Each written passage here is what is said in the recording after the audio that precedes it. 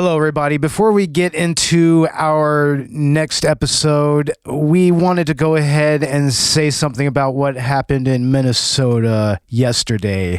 ICE once again executed another U.S. citizen who was exercising his First Amendment and Second Amendment rights to record ICE and to have a concealed firearm on his possession. We wholeheartedly condemn this murder. We encourage everyone in Minnesota and everyone in the United States to exercise your First Amendment rights, exercise your Second Amendment rights. Do not let them tell you that you do not have those rights at all. So solidarity with Minnesota, solidarity with the people of Minneapolis, and to Alex Peretti, rest in peace, brother.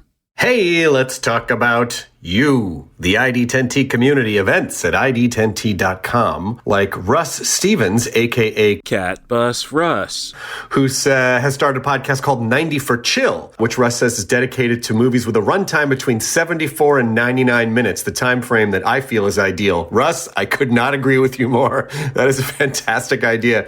Russ goes on to say there are times you need a cinematic fix but don't have time for the latest Scorsese masterpiece or offering from a comic book universe. There's also times when you need a conclusion to prevent a binge costing you a whole night. My guest and I try to follow these guidelines as we chat up features that are definitely worth your time and are beyond easy to make time for. 90 for Chill, the podcast, can be found on all major podcast platforms at 90forchill.com, and that's spelling out 90, Ninety, for FOR chill. So there you go. Thank you so much for sharing, Russ. Really great idea for a podcast. Events at ID10T.com for everyone else. It's our post-holiday wrap-up episode and also our Adult Swim edition. So this time around, we are talking about the holiday episodes of Smiling Friends and the YOLO series by Michael Cusack and Zach Hadel. So stick around, folks. The show starts right now.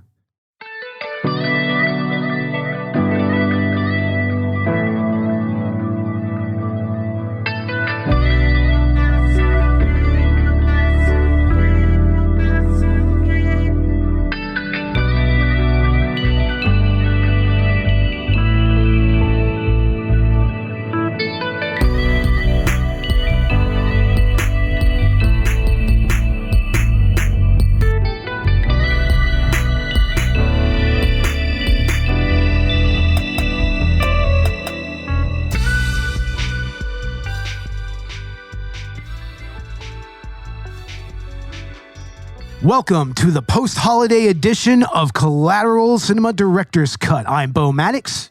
And I'm Ashley Chancellor. And we're podcasting straight from somewhere in South Texas. And yes, my friends, we are a 420 friendly podcast. So whatever you have, smoke it if you've got it. And as usual, you definitely want to be smoking a little bit whenever you watch something off of Adult Swim, right? What? Nothing. What? Nothing. What? Nothing. What? Nothing. What? Nothing. What? Nothing. What? Nothing. What? Nothing. No, definitely though. Definitely. Yes. Especially these two shows that we're going to go over. I mean, this is just prime, absurd comedy. In an age where that's been done so much already on Adult Swim, dare I see even a fresh take on that. Very fresh take. And a big part of what makes something like Smiling Friends work is that even though it still has that kind of twisted darkness to it that Adult Swim is known for, there's a little bit of a positive, wholesome vibe to it still, like especially when you get into the characters themselves. Like Mr. Boss is completely psychotic, but he's also kind of a cool guy. He's somehow like really, really cool with the boys. And, Pim is like this pretty much special summer child who just sees positivity in everything. And I love kids, Charlie. It's like, Pim, I don't think that you should be yelling that out here in the neighborhood like that. And of course, Charlie is more of a straight up realist, and kind of, but I mean, kind of a little deeper than I think a lot of people give him credit for. Yeah. And then you have the eternal Alan. Oh, the autistic icon Alan, you mean? the autistic icon, and also bisexual icon, Yes. Alan, I might add. Absolutely. Yeah, And of course, nutritious. Nutritious. And then you have the immortal Glep. I mean, who is just a little Time Lord goblin or something, I guess. Or something. Going by the third. He was born in 329 AD. Yeah. So there's some kind of crazy magic going on there, I guess. But yeah, I mean, this series has really kind of taken the internet and taken Adult Swim by storm. It's been a real breakthrough show, and it's got 3 seasons now. And with those 3 seasons, they've consistently done Halloween episodes and they've done Christmas episodes, and that's what we're going to talk about here. We're going to mostly discuss the 3 Christmas episodes of Smiling Friends, and later we're going to get into YOLO and their 2 Christmas episodes. But Ash, given what you've seen of these 3 episodes, what are your initial thoughts on them? Oh man, okay. So I love Smiling Friends. I've already had seen the first Christmas special, Charlie Dies and Doesn't Come Back, but I was watching the other 2 for the first time, and man, yeah, I love the way that Smiling Friends just subverts the idea of a holiday special. I mean, these episodes usually actually have very little to do with Christmas. They just happen to be set on that day, and that's mentioned at some point. But I mean, they just go in completely different directions. Like in the first one, Charlie Dies and Doesn't Come Back, where he spends the time in hell, which is literally frozen over. Yeah, and that to me is kind of, I'm going to argue, is their penultimate episode and whatnot. We'll go ahead and get into that here. But yeah, I mean, for me, it's kind of interesting how they framed the holiday aspects of these episodes. Like even the episode. Pim Turns Green, I think it's called. Pim Finally Turns Green or something like that. Yeah. You have him giving life to Rotten the Snowman, and he has to deal with the implications of giving an inanimate object sentience and sapience. Yes. And then, of course, in the Glep episode, I mean, you basically get this big lore dump, Like we get a lore dump not only about Glep, but also about the origins of Smiling Friends itself as a business. Yeah. But yeah, I know. I love Smiling Friends, and I love how it mashes, so many of these different animation styles against each other. I mean, this is the product of Michael Cusack and Zach Hadel, and so you see both of their works at full effect here. But I love how they also mishmash in all these other animation styles, and the rotoscoping and whatnot. And I think even let some other creators work on it, like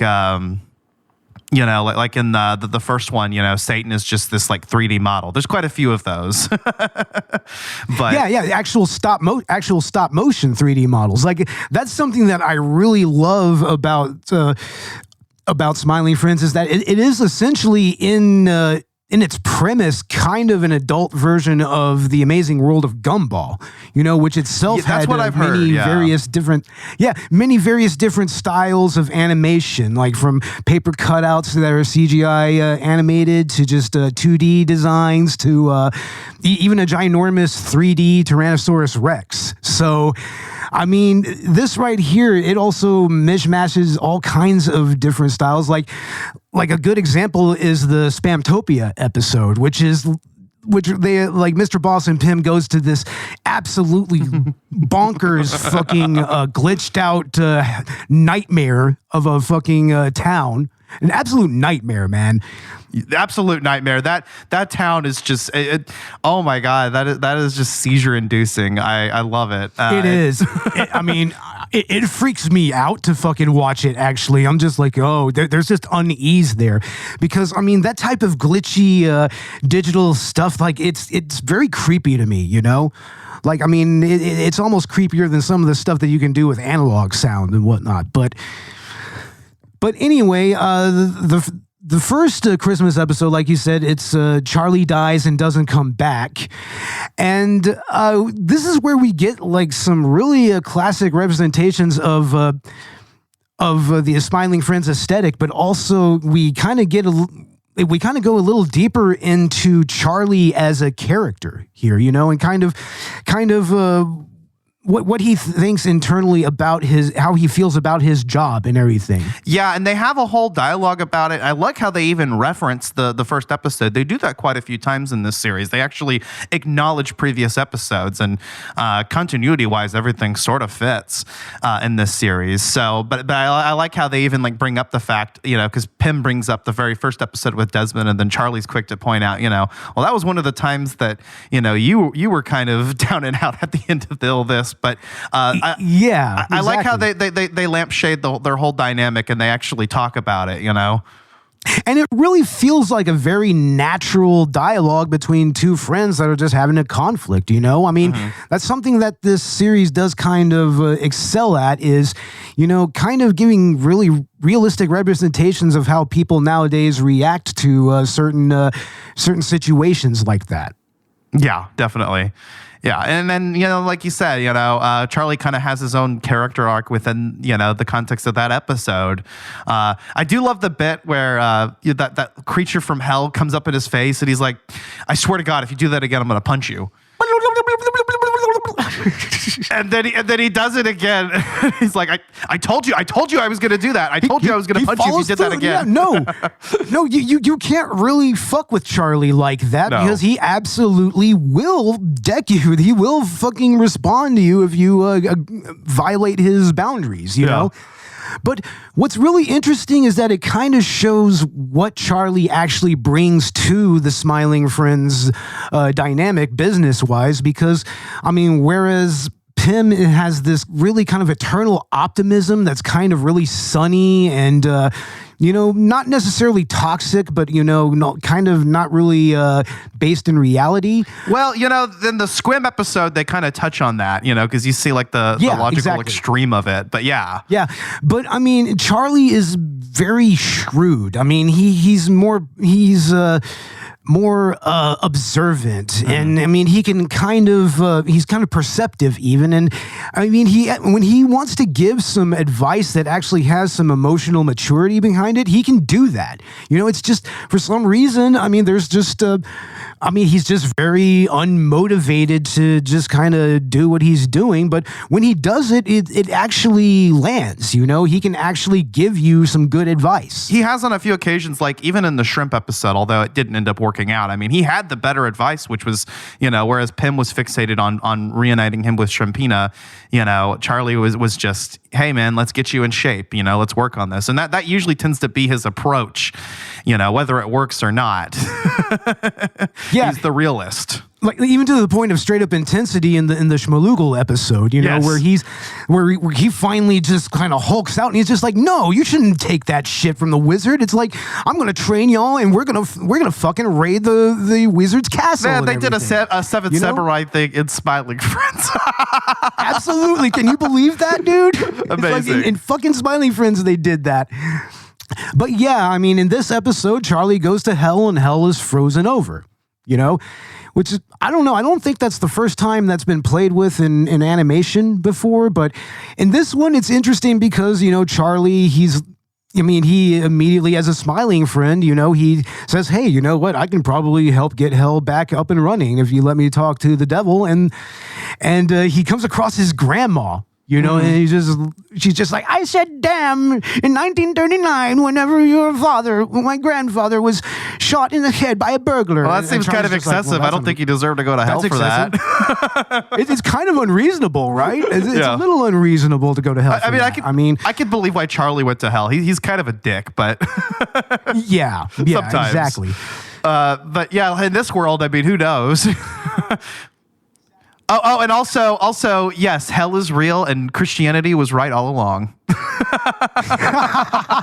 Fucking Glep pretty much confirms that Glep actually can speak English, I guess. Yeah.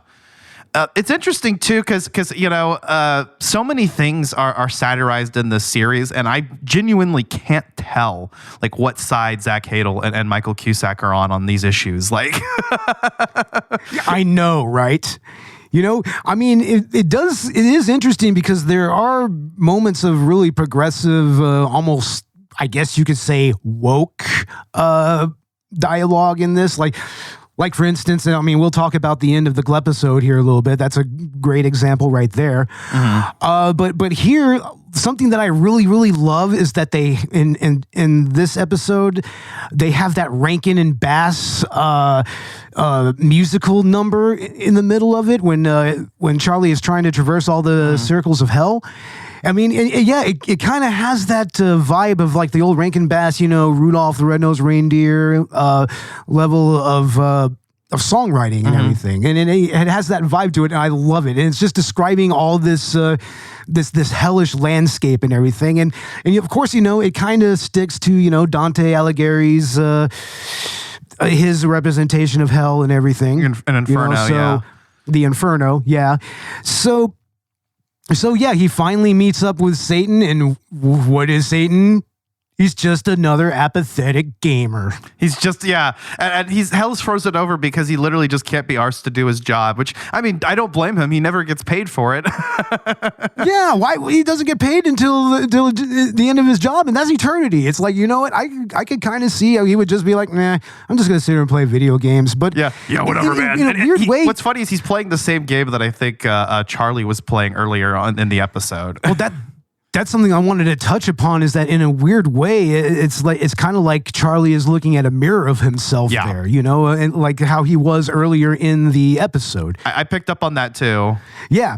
So in a way, it kind of in a way both kind of helps Satan there, but also kind of helps him kind of realize that, I mean, maybe if I actually apply myself to this job, I can actually, make a difference and make someone smile. But I mean, in the end, he's not successful there because I mean, God comes and helps him out. But I just also wanted to bring up the fact that this whole scene is interrupted by basically by a Meat Eats, like an Uber Eats delivery. I love the Uber Eats bit. It is. It's so realistic. It's like, that's kind of how those services work a little bit. I was gonna say that's where Smiling Friends is at its best. Sometimes is when you have these just very like realistic scenarios, just these jokes that land because they kind of hit a little close to home. And then they just drag on for a bit. And I know, I think Zach Hadel has gone on record to be like that, Smiling Friends is not as clever as people try to make it out to be.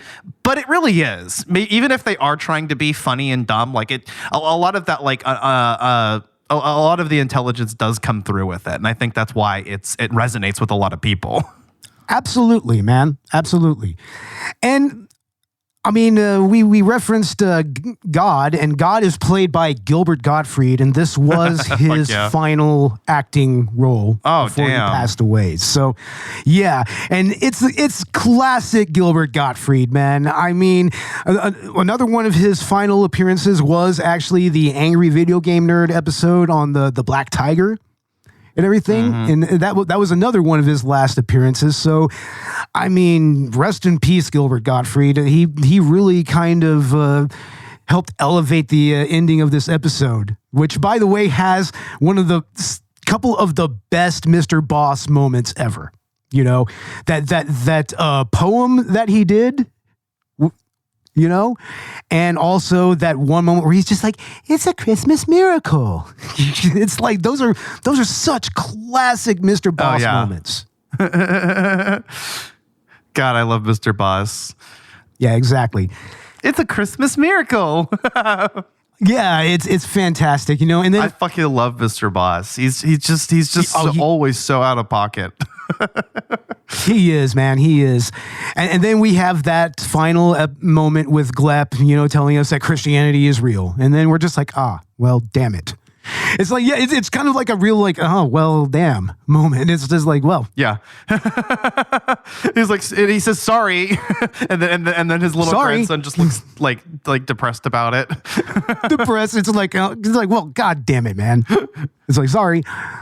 Yeah. But the next episode is interesting because it's mostly a Pym episode. And of course, that Pym finally turns green, which he doesn't in the episode at all. No, the episode title and its description have nothing to do with what happens in it, I noticed. Oh, no, it has nothing to do with it. But, I mean, essentially, Pym and Charlie and Glep, they make a snowman this is during the holidays. They make a snowman, and he's kind of just made out of a bunch of detritus. Like he has an 8-ball as an eye. He has like, I guess a toilet paper tube as a nose or something like that, and like a broken beer bottle as an arm and everything. Yeah, but for some reason, I guess there's a toxic waste that the boss has been dumping, and and there's flowers growing, and he puts the flower on, and it's pretty much a Frosty the Snowman situation where he just turns in, he gains life, he gains sentience and sapience, and of course, he's new to the world, so he doesn't actually know anything about anything. So, I mean, Pym is absolutely just like tickled pink about it, of course, and I loved how the boss, he's just like, well, a living snowman. I know how to deal with that. And he just pulls out the 38 and he's just about cocks it, and he's like about to just blast him. Yeah, it's like right there on the spot. And of course the Rotten the Snowman. He's played by the legendary Dana Snyder, who of course played Granny in Squidbillies, The Alchemist in Venture Brothers, and of course Master Shake in Aqua Teen Hunger Force. And he gives a really wonderful performance here. I mean, he does kind of really convey that weird innocence that Rotten has, of a creature that was literally brought into existence that afternoon, and has no concept of life or death. Until Pym does the questionable choice of telling him what death is, which, I mean, Charlie is just like, so you brought a snowman to life and then you taught him the concept of death? I think you're an actual psychopath.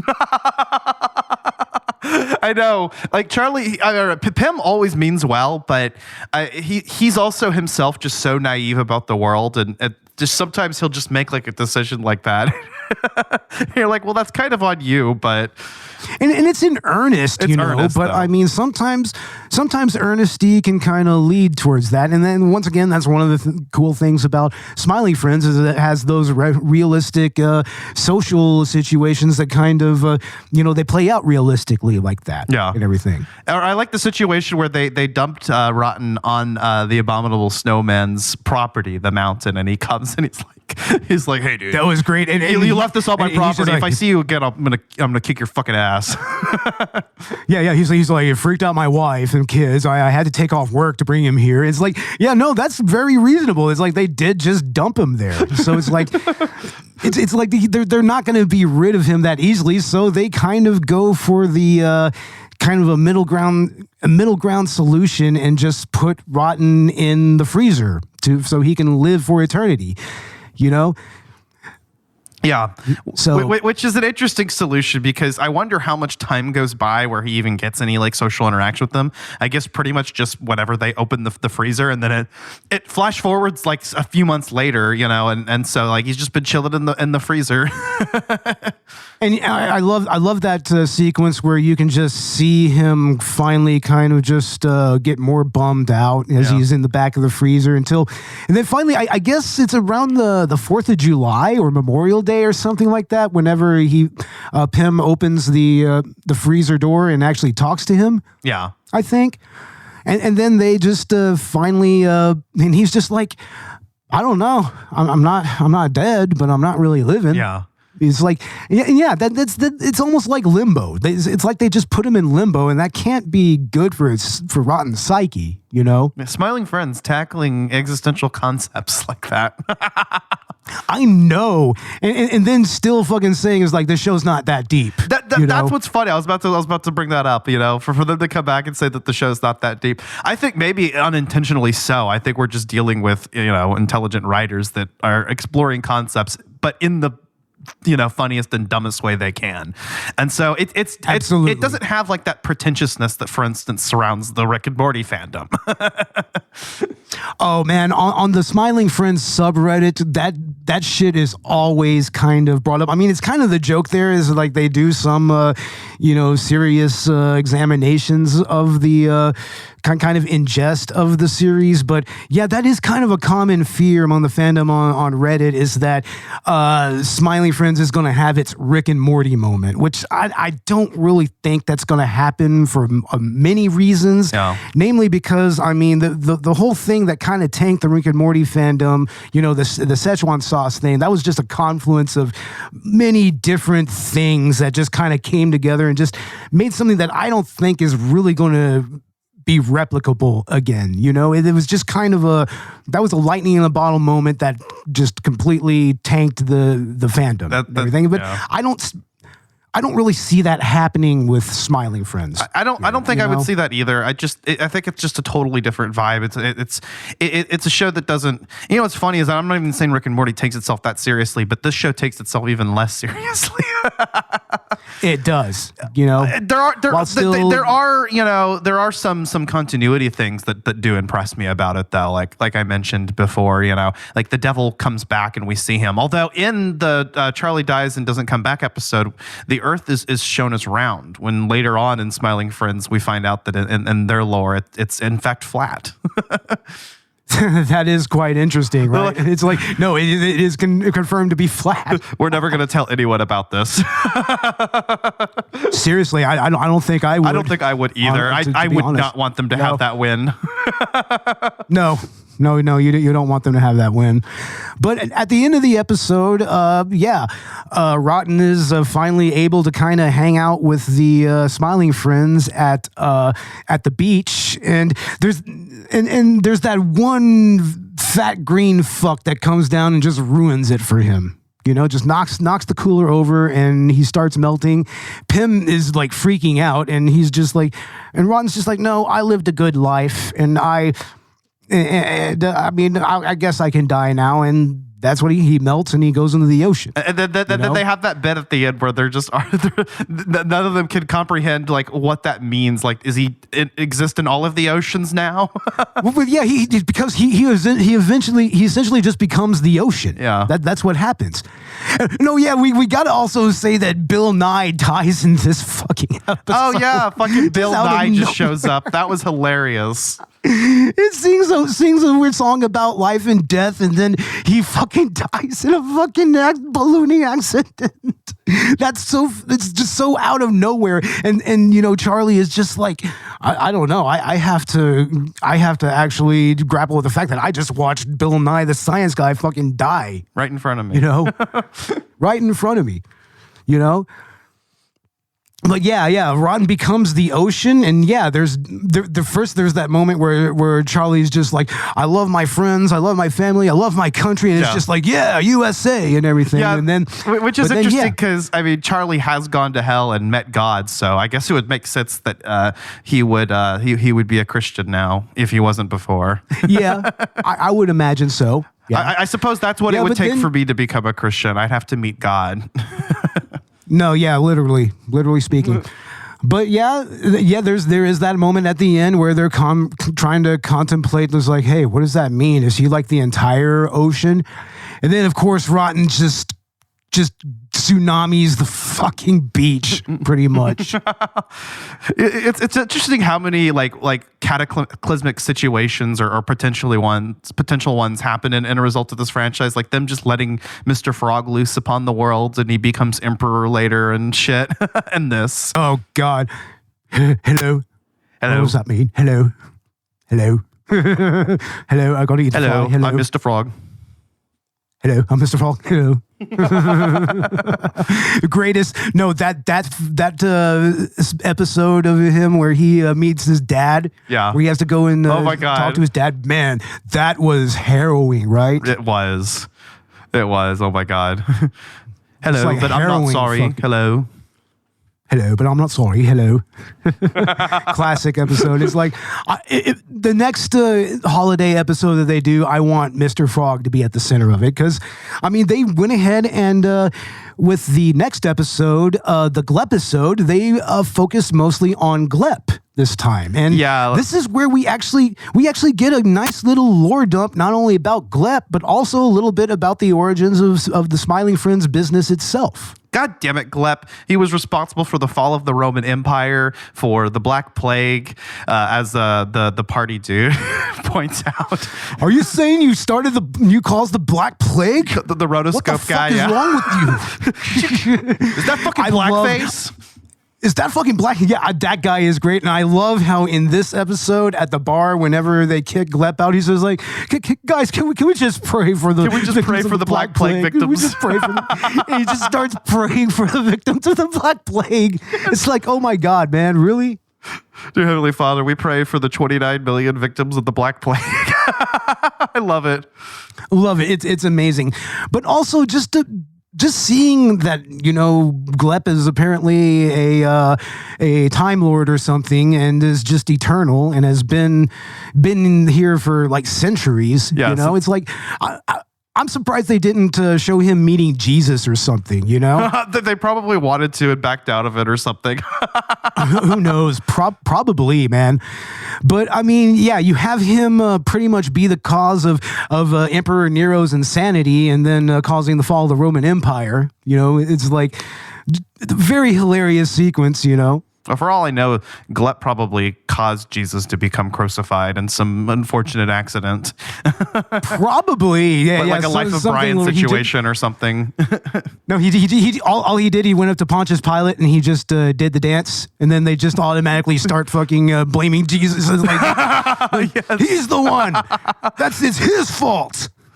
That's all it would take. I mean, that's all it took for Glep to completely fuck things up in the Roman Empire was just the dance. Just the Jets. What's hilarious is just how many people do not fuck with Glep's vibe, which is hilarious to me because he's such an endearing character for us, the audience, I feel like. He does his little dance and everything, but yeah, everybody just seems to fucking hate him.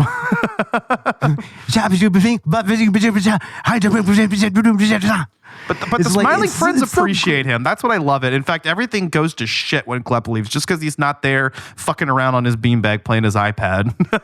Yeah, he's the glue that keeps the Smiling Friends social fabric together. And everything, and I would love to know what the fuck happened in between Glep leaving and then Glep coming back, where everything is in that state of chaos. I know. Like you see, like Charlie's just like fuck? this, like husk, like on the floor, and everything's on fire, and like Alan is freaking out. Pym is Mr. Boss has a wrapped fucking up arrow in his eye.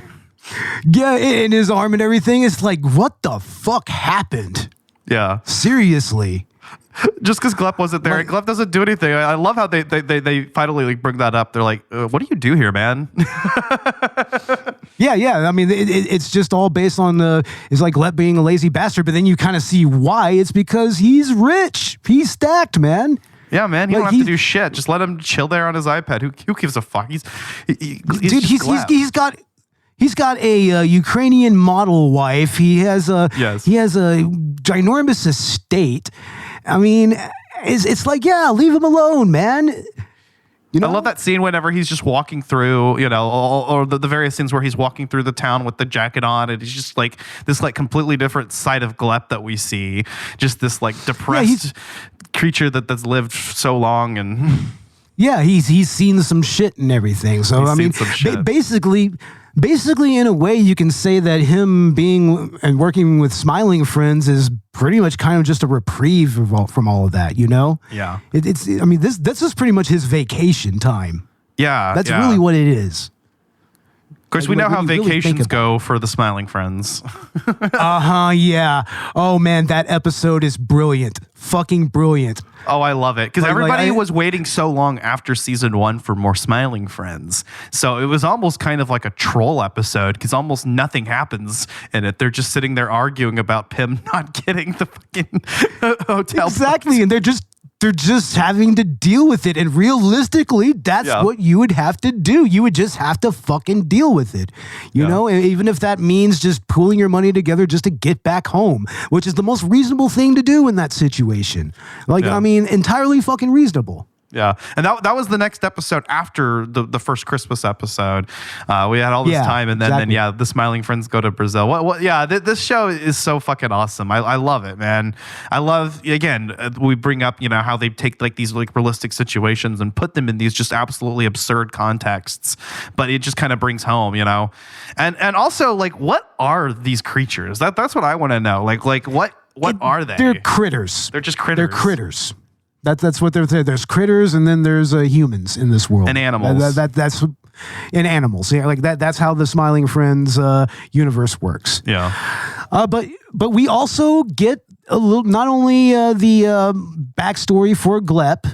We also get finally the backstory of how Smiling Friends came to be, and it turns out it was when Glep met Mr. Boss at his lowest moment. Mm-hmm. In 92. In 1992. Yeah, he's completely ruined. And, Glep, he does his little dance and everything, and it actually makes him smile. It makes Mr. Boss smile. And then he was like, hey. You get the little ding moment that you get in in every episode. Exactly. And it's interesting that, there wouldn't be a Smiling Friends if it wasn't for Glep, He pretty much pulled Mr. Boss out of that spiral. And made him into the lovable Mr. Boss we know today. Absolutely. Oh, my beautiful grandson. Grandma, what are you doing here? Oh, I cursed and said, damn, in 1958 when I saw your grandfather being shot in the head by that rotten burglar. That seems a little bit unreasonable. I don't think you should be in hell for that. Grandma, you wouldn't happen to know where I can find Satan, would you? Oh, of course. Just go down that scary hole right there. You'll find him at the bottom circle of hell. Oh, sweet. Thanks, Grandma. Oh, you should have a scrumptious piece of hard candy for the journey, Charlie. Here you go. Oh, no, thank you, Grandma. I'm fine. Thank you, though. More for me. Now, before we go on to YOLO, there's one more thing I want to touch upon that's going on in the Smiling Friends fandom, and that is the whole Dolly Dimply, That Autistic Gamer thing. On YouTube, there's these two channels that they pretty much put like self-insert characters into scenes of Smiling Friends. Like one of them is this CGI girl character named Dolly Dimply. She's the whole thing with her is that she's pretty much being ignored by everyone in the Smiling Friends. Like she has dialogue and everything, but she's pretty much inserted into these scenes from Smiling Friends, and somehow it still works in context. Really? But recently there's some suspicion that the YouTube account behind that might have some affiliation with the crew that actually makes Smiling Friends, or maybe even some have even speculated it's either Hadel or Cusack themselves that are doing it. Like because there was recently a clip where whenever they're in Schmalugaville and they're just completely ignoring her, and she finally snaps, punches the fuck out of Charlie, which is interesting because this is all original, an original Smiling Friends scene that she's inserted in. She punches Charlie out and then just completely flips out on Pim, and the entire time Pim is basically just kind of looking around the entire time, just letting her, vent and everything. And she just crashes out on him. And that's one of those episodes that kind of made a lot of people think, like, well, how did they do that? It's like, it's almost like they had access to actual Smiling Friends animation assets there. So interesting. Now, I'm not so up to snuff on That Autistic Gamer, but that's another self-insert that may or may not be affiliated with Goblin Caught on Tape or Michael Cusack or Zach Hadel. But it's caused this whole thing in the fandom about these self-insert characters, and people just can't be so sure that it's not just, something that's tied to Smiling Friends itself. Or if these are just independent creators who just found a unique way to put these characters in these scenes. I just have one question though. Okay, what's that? What group was he talking about at the end of the Glep app? Yeah, that's another thing. Yeah, what group was that character talking about? Yeah, That whole bit is so hilarious to me. He's like, except for a certain group of people. What group are you talking about? It's another classic reference to Frosty the Snowman. There was a similar character that kind of narrated that particular episode, or that particular Christmas show and everything. But I mean, yeah, that is such a hilarious thing, and just the way that just the way that Charlie just takes issue with that, and he's going full woke scold on him, man. He's just like, wait a second, what people are you talking about?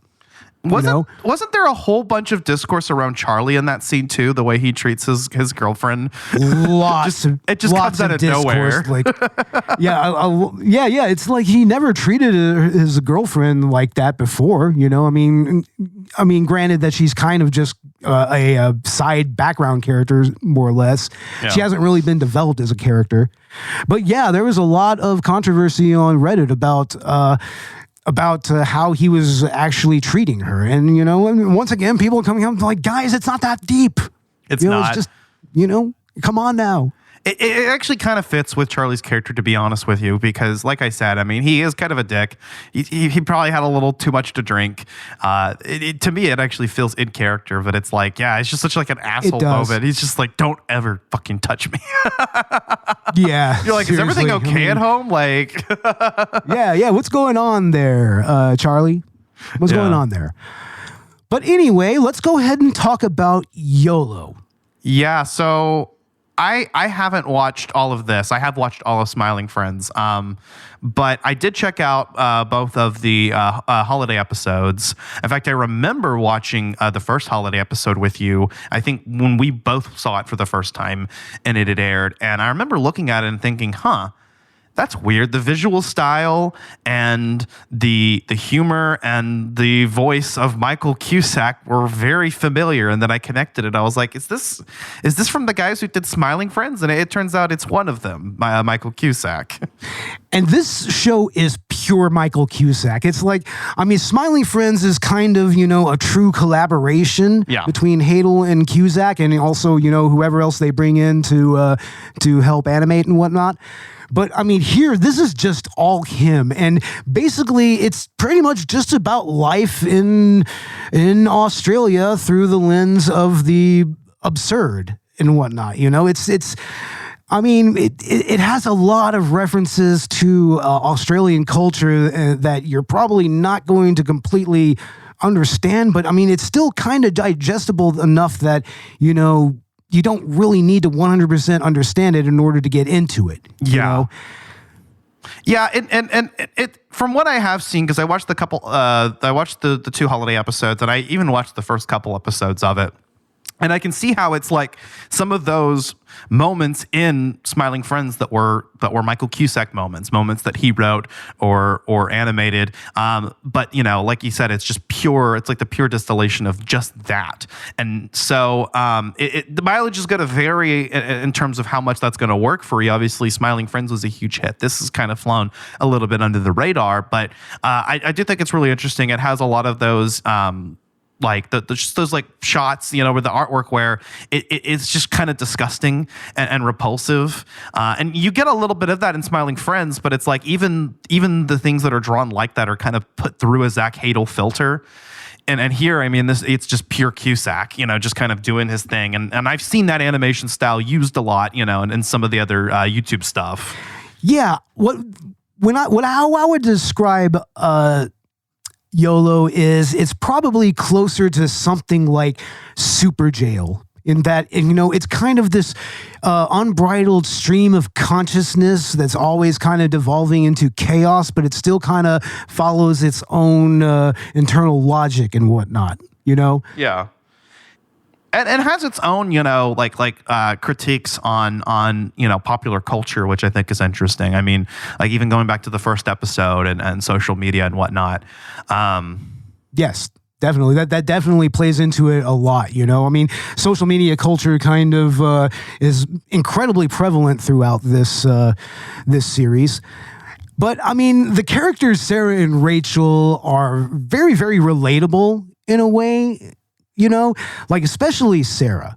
You know, I mean, she's pretty much the most the most normal character in this entire series. Sierra. I mean, her parents are insane. You know, Rachel is kind of fucking off in her own way. You know, we'll talk about her in a second. Yeah. But I mean, there's also moments where Sarah just tries to kind of get her own little bit of peace and everything, you know, kind of find her own way through the world. You know, there's lots of episodes that are kind of like that. And the first holiday episode, let's see, what's it called?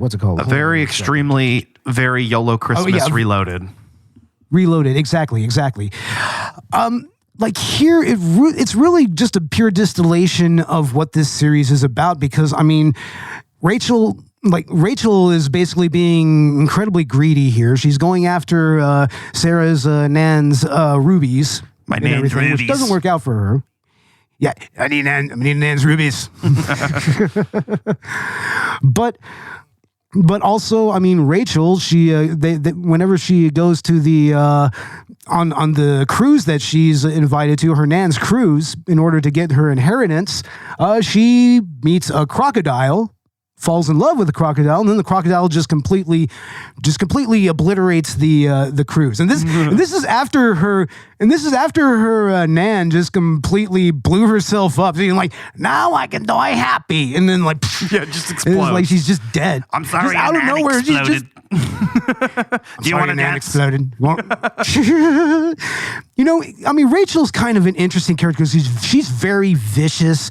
She's kind of Machiavellian in a sense, but she still manages to actually be kind of a good friend to Sarah in many instances. I mean, there's some instances where they're even quarreling for a little bit in like the first season, but they do eventually kind of reconcile, and then they resume their friendship and everything. And how they actually address that in the second holiday episode. Exactly. That's kind of actually factors into the plot. But here in this one, I mean, the whole time she's just going after her rubies, which turn out to just be prawn heads. What's with the prawns in this episode? Is that just a gag for this one, or? I think it's just kind of a reference to Australian cuisine or something. I don't know. I mean, who knows? I mean, who knows? Prawns are probably a pretty big export there or something, for all I know. I don't know, but yeah, I mean, she ends up summoning dolphin prawns to save Rachel, and then they end up on a beach with a bunch of the beach. What pretty much looks like critters from Smiling Friends, kind of, right? I mean, we even almost have a weird proto Mr. Frog looking guy there. Yeah, we do. I thought that when I was watching, we saw this episode in particular maybe like a couple Christmases ago, and I was like, man, yeah, this looks just like Smiling Friends to me, and it sounds like Smiling Friends, and the humor is a lot like Smiling Friends. Yes. And then we also have a celebrity appearance here. We have Flying Lotus, who is he's directed a movie called Kuso on Shudder. I think it's still on Shudder. I don't know where the fuck I don't know where this place is or how the fuck I got here, but I'm gonna blame a few of my tracks.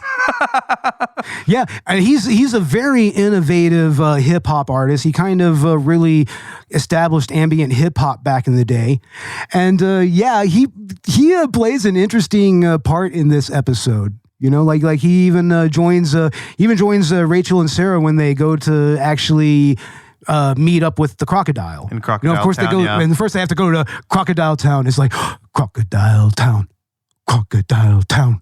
Whenever the Crocodile 2 is talking about Crocodile Town, it's like, and Crocodile Town itself is just like, wow. I mean, just that little song, jaunty little song that they sing whenever they just to greet Sarah and Rachel as they're going to see the Crocodile 1. You know, that is hilarious. Yeah. And how about that one little critter that Rachel gets the sword from, and she calls him Harry, and Sarah's just like, how do you know that that's his name? And Henry. Rachel's just like, I don't know. It's like Henry. It's like, I don't know. I don't know. I don't know. We don't even know that it actually is name. Henry. That's what's funny. Like, for all we know, she just said a random name, and he just didn't correct her. But Absolutely.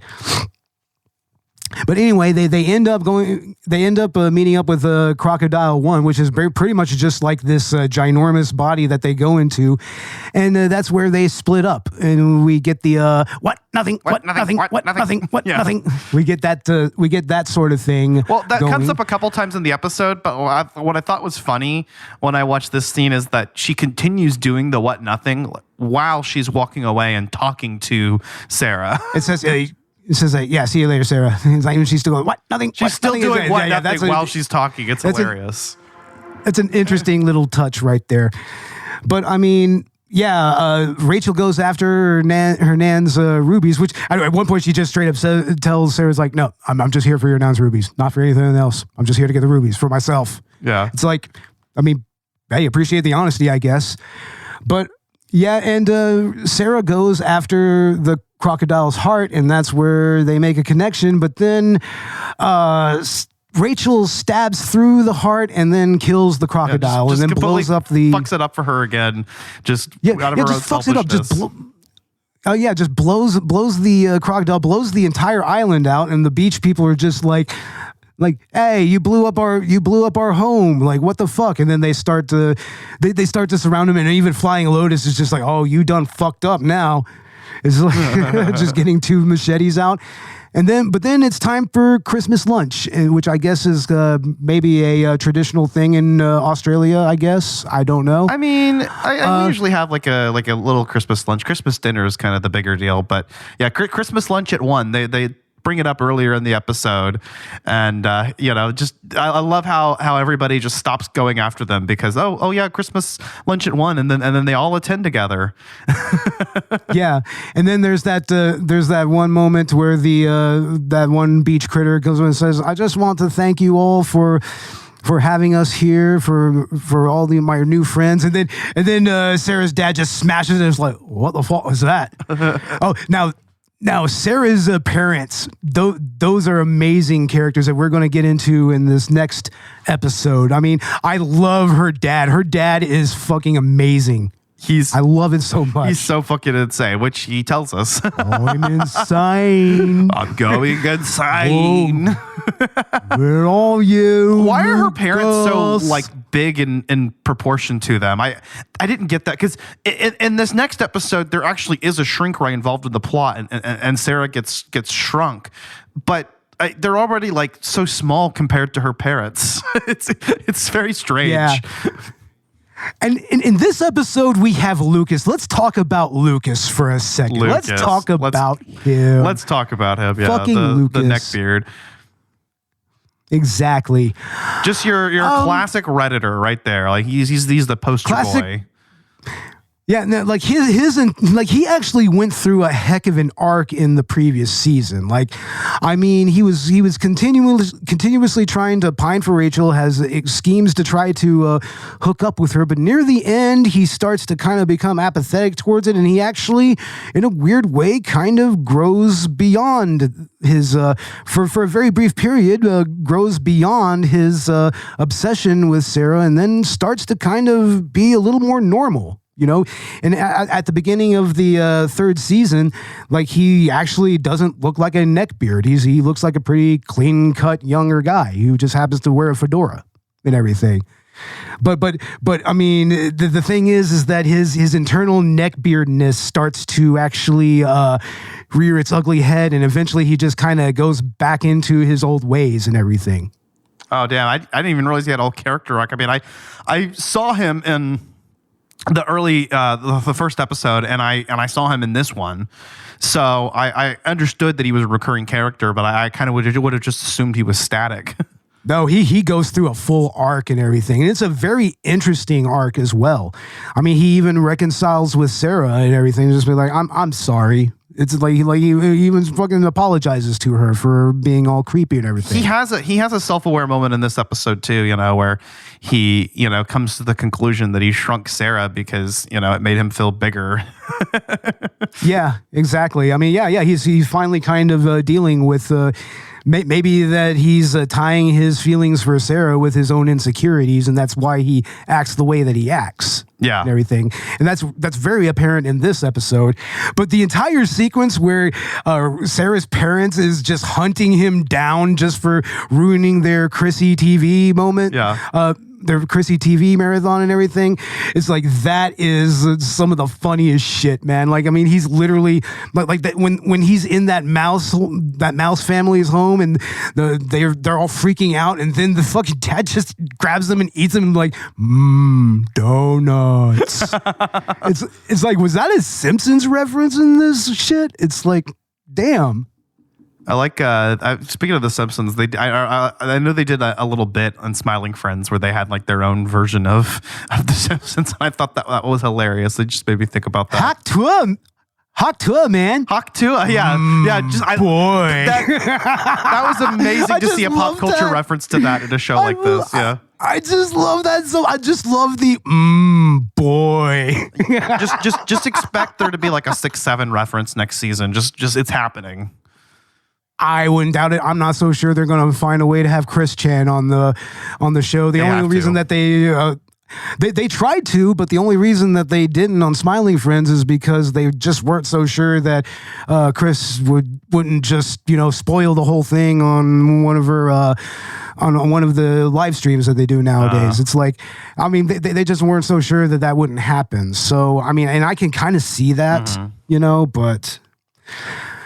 But yeah, it's like this is like in this episode we have the pub crawl as well, which, I mean, I don't know how aware you are of the character Palinkin.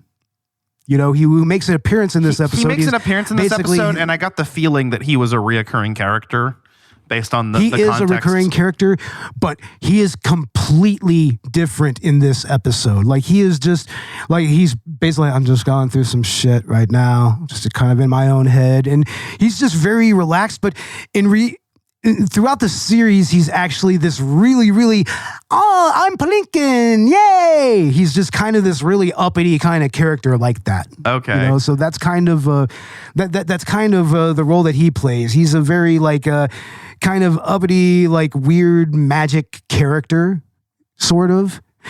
But yeah, here he's just kind of really chilled, relaxed. He's just kind of sitting there. Like, Rachel absolutely despises this character, but here he's just like, oh, this is a Palinkin I can hang out with. It's like, okay. So, yeah, they go on their Wollongong pub crawl with the limousine and everything, and they go to a few pubs, have some drinks, and of course Sarah is completely shrunk, but eventually Rachel is knocked out going into the limo, and she actually goes into Christmas land and she meets Santa Claus. Who's a dragon. I love it. They made him a dragon. That is so fucking cool. He almost looks like an Adventure Time character, kind of. He to me. does. That's exactly what he looks like. I mean, that whole sequence to me like just screams Adventure Time. It's like did Pendleton Ward fucking give a design for this? It's like, I mean, that would have been kind of cool if so. But yeah, I mean, she basically tries to meet Santa to grant some wish. I don't remember what she wanted. Wants to get back home to go on the Wollongong. She wants to get back Santa home. pub crawl. Yeah. But eventually realizes that she's been selfish and has a self-aware moment where she realizes that she's just completely ignored Sarah and her plight in regards of what goal she wants to pursue this episode. Exactly. But I mean, at the end of the day, she's still rewarded for it. I mean, Santa not only grants her wish to restore Sarah's size, but I mean, she pretty much is able to come back into the real world and resume the pub crawl and everything. But then there's that insane moment whenever Lucas and her father finally make amends, and then they decide, it's like, hey, you know what? They're on that pub crawl. Why don't we go and join them? And then they fucking just fly the fucking entire house, and then to find them in the wormhole and everything. And then there's that weird real life sequence, where they go into, what looks like the Goblin Caught on Tape studios and knocks a real life animator out and then takes all the Christmas mints and everything. It's so just random, so out of nowhere, but I love it. It almost feels like something that you would have seen in like early Space Ghost Coast to Coast or something like that. With the way that they use live action sequences. Yeah, for sure. I love it. It comes out of nowhere, and it doesn't overstay its welcome either. It's a nice little gag. It really does. It really is. And then they finally get to the last step on their pub crawl, and then they just start jamming. Man, it's just some straight up fucking house music, just going all hard and everything. Hell yeah. And then there's that. There was that one creepy guy that was for some reason invited to come with them, and he's just like, "Fuck! I think I forgot my debit card at the last place. Can we go back?" And he's just like, "Oh, god damn it, man!" And that's the end of that episode. Yeah. God damn it! Yeah, I love it. I need to check out more of the YOLO series and kind of watch through all the episodes. I mean, I love that these are all just so they're so short, both this and Smiling Friends. And so much happens in the course of these episodes. It's actually quite surprising. I feel like we had so many more story beats in these two holiday episodes, whereas Smiling Friends is quite a bit more fast paced. I feel like for its same 11-minute runtime. It really is. I mean, it's just a matter of pacing and a matter of animation styles here. That's the main difference. But yeah, those are the holiday episodes of Smiling Friends and YOLO. Ash, what are your final thoughts on these episodes? Oh, man. I love this type of absurd humor. It really does resonate with me. And it's been done a lot before on Adult Swim. But even so, like I mentioned before, these do feel like fresh takes on that formula. They feel like modern, relevant takes on those, especially, because, they tie into modern day popular culture. And that's really nice. So it kind of does feel like a lot of that work that came out of even like early Adult Swim, but recontextualized, for a modern audience, and I really enjoy that. I've fucked with Smiling Friends for a few years now. I was not caught up to date on the last couple seasons, but it was a joy watching through all those again, and just to check out this other show that was done from one half of the duo that brought us that, and being able to just jive with all of this. It's a lot of fun. I love, again, this brand of humor and this like rough around the edges animation style and everything. It's great. And great holiday episodes for Adult Swim. Absolutely, and my final thoughts pretty much align with yours quite a bit. I mean, I'm just going to say justice for Dolly Dimpley. Straight up, justice for Dolly. But I mean, yeah, this is a very interesting couple of series. It's like I'm happy that there's this style of animation that's still relevant on Adult Swim, and I mean, I really look forward to what's coming in the future for these particular shows. I mean, I think Cusack and Hadel have both said that. There might be a finite number of seasons for Smiling Friends, maybe. I'm not really sure, but... I mean, probably best for them to end on a high note if rather than drag something out for longer than it needs to, but... Yeah, that's another common complaint with Rick and Morty, is that's kind of happening with them. But then again, we've got Simpsons and Family Guy that are still ongoing. Yeah, that's true. And I mean, even Bob's Burgers is going on 17 seasons now. Damn, yeah, Bob's Burgers too. Yeah, but yeah, I mean, these are a premier Adult Swim series. It's like, check them out. They're on Hulu. It's like, I mean, you can even find episodes on YouTube. So it's like, yeah, check it out. Merry Christmas, girls. Sarah, your sister sends her love. Well, come on then. Open your bloody presents.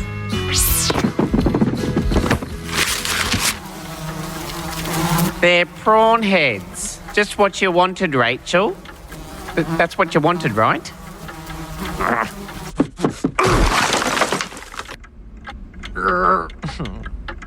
It's okay, Rachel. We can open my present together. What? No, that present was for Sarah. No! Sarah, it's me, your favourite nan. Merry Chrissy, love. You're invited to my Christmas cruise. Come along and bring anyone you want. Oh, that's so sweet of Mum to invite us. But we have Christmas lunch on at 1 o'clock, unfortunately. And if you don't come, you can forget about getting my priceless inheritance rubies when I die. Sarah, go get that inheritance now. Christmas cruise party. I'm sending my prawn-drawn carriage to come pick yous up. Ash, what's going on with Collateral Gaming? Well, we should have out our post-holiday episode of Collateral Gaming bonus round out. We're going to go ahead and record that tomorrow night, I think. So, yeah, we should have both these episodes out around the same time, and we will be reviewing the Angry Video Game Nerd 8-bit game. So it's a game that was released last year and actually saw a release on the NES, which was cool. But we played it on Switch too and got our asses kicked and really didn't get complete any single level, but I'm going to jump back into that tonight and maybe see if I can, at least complete something. Because those games are hard as shit. They feel like these levels feel like a distillation of a lot of the bullshit that the nerd goes through in various episodes. So Absolutely, man. That shit was pissing me off, dude. And it's like, okay, and then it's doing what it's intended to do, Yeah. So stay tuned for that. Also, check out our holiday special on Zelda: Link to the Past. You can find that wherever you get your podcasts. And stay tuned for part 2. Or actually, by now that should be out. I'm planning to go ahead and get that finished and out maybe tonight. Part 2 of our episode on Metroid Prime 4. So you can check out parts 1 and 2, and then. Here, this month, hopefully by the end of the month, we'll have a year in review out. And our 2-part episode for this month will be Ark Survival Evolved or Survival Ascended. So stay tuned for all of that, and we'll have more content coming very soon.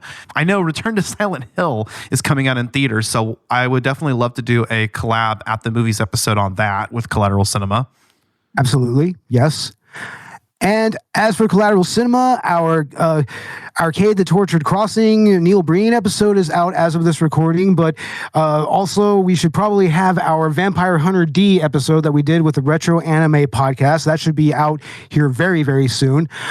We should be reviewing another movie from Epic Pictures here very soon, and we will also have our end of the year review coming very soon. So yeah, check that out. And Ash, where can you find Collateral Cinema and Collateral Gaming? Wherever you get your podcasts. We're on Apple Podcasts, Spotify, Google, YouTube. Also on YouTube, you can check out Collateral Let's Play on either of our channels. We should have out some new content here very soon. In fact, I think I want to go ahead and record a Metroid Monday here tomorrow. So we should have that out. And we'll jump back into Shooter Saturday and do Killing Time when I come down and see you soon. And we'll also record some more Phoenix Wright Wednesday Let's Plays. And so check that out. And if you'd like to support our shows, you can find us on Patreon and get access to exclusive content. We do also have a merch store on Dashery and a Buy Me a Coffee. You can also help us rise up the ranks on Good Pods or a 5-star review on Apple Podcasts or feedback on your platform of choice. Absolutely. Yes. All right. And with all that said, I guess that we can go ahead and wrap this episode up. I've been Dolly Dimpley. And I've been Ashley, and I love children. Yeah, I don't think that you should say that out loud out here in this neighborhood, man.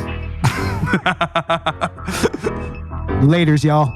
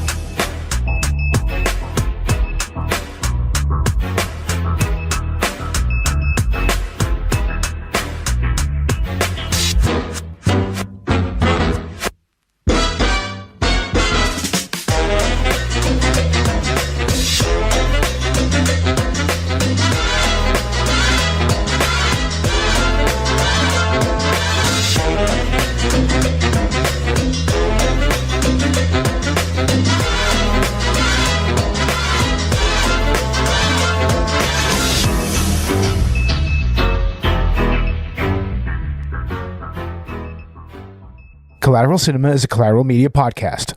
All music and movie clips are owned by the respective creators and are used for educational purposes only. Please don't sue us. We're poor.